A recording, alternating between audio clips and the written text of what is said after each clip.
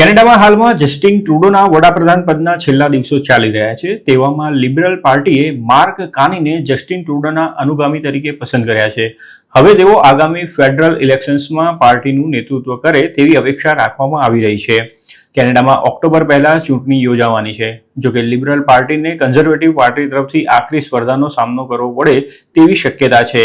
કાર્ની liberal પાર્ટીના નેતા તરીકે તાત્કાલિક કાર્યભાર સંભાળશે. જસ્ટિન ટ્રુડો તેમના અનુગામી તરીકે કાર્ની સેટલ થાય ત્યાં સુધી કેનેડાના વડાપ્રધાન તરીકે યથાવત રહેશે.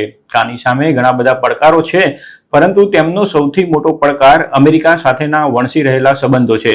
અમેરિકન પ્રેસિડેન્ટ ડોનાલ્ડ ટ્રમ્પે વારંવાર કેનેડાને અમેરિકામાં ઇલીગલ ઇમિગ્રેશન માટે દોષિત ઠેરવ્યું છે અને કેનેડાને 51મું રાજ્ય બનાવવાની અને કેનેડિયન ઇમ્પોર્ટ પર ભારે ટેરિફ લગાવવાની ધમકી પણ આપી છે.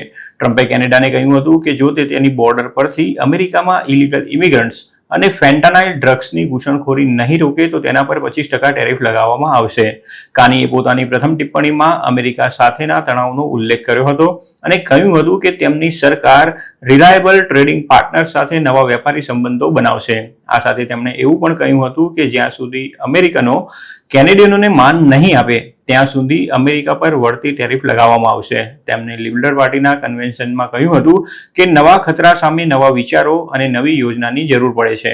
ટ્રમ્પ એડમિનિસ્ટ્રેશનની ટેરિફ યોજનાઓની ઝાટકણી કાઢતા કાર્નીએ જણાવ્યું હતું કે અમેરિકન પ્રેસિડેન્ટ કેનેડિયન પરિવારો, વર્કર્સ અને બિઝનેસીસ પર પ્રહારો કરી રહ્યા છે અને કેનેડા તેમને સફળ થવા નહીં દે.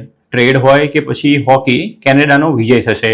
અમેરિકા સાથેના તણાવપૂર્ણ સંબંધોની અસર કેનેડિયન સોસાયટીમાં પણ ફેલાઈ ગઈ છે અને કેનેડામાં NHL અને NBA ગેમ્સમાં ચાહકોએ અમેરિકાના રાષ્ટ્રગીતનો પણ વિરોધ કર્યો હતો.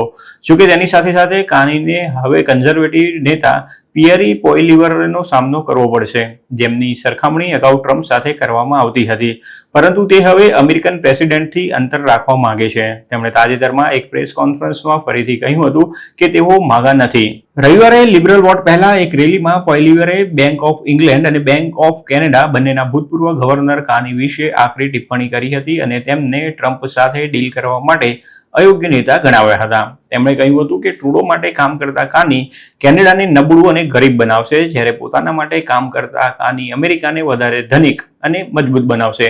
જોકે કાર્નીએ જણાવ્યું હતું કે ડોનાલ્ડ ટ્રમ્પ વિચારે છે કે તે ભાગલા પાડીને જીતવાની તેમની યોજનાથી કેનેડાને નબળું બનાવી શકે છે, જ્યારે પિયર પોઇલિવર ટ્રમ્પની આ યોજનાને સાકાર કરવા માટે તૈયાર છે.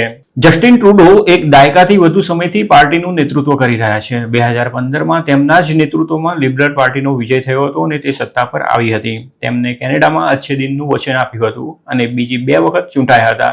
તેઓ 2021માં ચૂંટણી જીત્યા અને વડાપ્રધાન પદ પર રહ્યા. જોકે હવે તેમને પદ છોડવાની ફરજ પડી છે. ટ્રુડો સામે ઘણા બધા પડકારો ઊભા થયા હતા, જેમાં રાજકીય કટોકટી તથા વધતો જતો આર્થિક અસંતોષ પણ જવાબદાર હતો. તેમના ડેપ્યુટી પ્રાઇમ મિનિસ્ટર અને ફાઇનાન્સ મિનિસ્ટર ક્રિસ્ટિયા ફ્રીલેન્ડે રાજીનામું આપ્યા બાદ ટ્રુડોએ વડાપ્રધાન પદ છોડવાની જાહેરાત કરી હતી.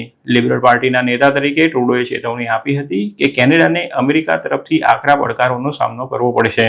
બીજી તરફ કાર્નીએ તેમની કારકિર્દીની શરૂઆત ફાઇનાન્સ સેક્ટરથી કરી હતી અને 2019માં તેમને ક્લાઇમેટ એક્શન એન્ડ ફાઇનાન્સ માટેના યુએનના સ્પેશિયલ એન્વોય તરીકે નિયુક્ત કરવામાં આવ્યા હતા. તેમના બેકગ્રાઉન્ડના આધારે કાર્નીએ ક્લીન એનર્જી, ક્લાઇમેટ પોલિસીસ અને કેનેડા માટે આર્થિક સમૃદ્ધિને તેમના અભિયાનના કેટલાક કેન્દ્રીય પાસાઓ બનાવ્યા છે. કાર્નીએ ટ્રમ્પ અને તેમની ટેરિફ અંગે પણ જવાબો આપ્યા છે. ગયા મહિને અમેરિકાની ટેરિફની જાહેરાત કરવામાં આવી ત્યારથી કાર્ની ડોલર ફોર ડોલર ટેરિફના સ્પષ્ટ સમર્થક રહ્યા છે. ટ્રમ્પની ટેરિફની જાહેરાત બાદ કાર્નીએ ગયા મહિને CNNને જણાવ્યું હતું કે કેનેડાની US સાથેની લાંબી મિત્રતાથી તેઓ નારાજ છે. તેમણે કહ્યું હતું કે કેનેડા એક પ્રાઉડ અને ઇન્ડિપેન્ડન્ટ દેશ છે.